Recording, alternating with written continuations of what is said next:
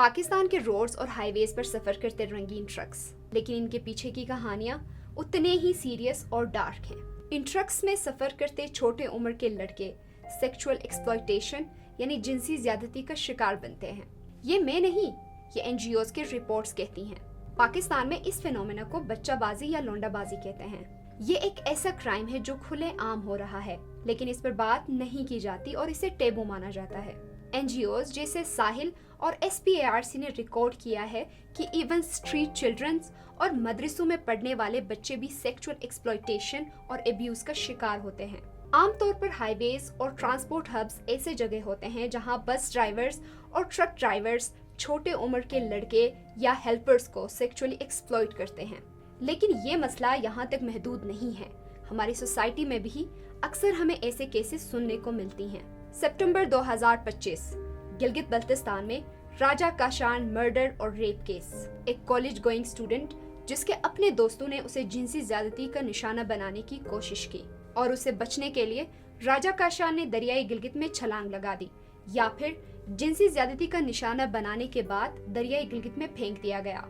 اس case کے ملزم police کے حراست میں ہیں اور انویسٹیگیشن ابھی جاری ہے۔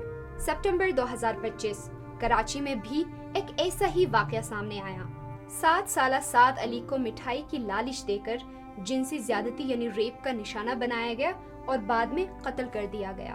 جولائی 2025 ہری پور 3 لوگ گرفتار ہوئے، جن میں ایک مدرسے کا ٹیچر بھی شامل تھا، جنہوں نے ایک 10 سال کے بچے اور ایک نابینا لڑکے کو جنسی زیادتی کا نشانہ بنایا۔ مئی 2025 مظفر گڑھ ایک مدرسے کے ٹیچر نے ایک 11 سالہ بچے کو 2 مرتبہ سیکشولی ابیوز کا نشانہ بنایا۔ یہ کیس ہائی لائٹ ہوا اور اس ٹیچر کے خلاف FIR بھی درج کیا گیا۔ جنوری 2025 نارتھ کراچی سے تعلق رکھنے والا 7 سالہ سارم مدرسہ جاتے ہوئے لاپتہ ہوا۔ بعد میں پانی کی ٹینکی سے اس کی لاش برآمد ہوئی۔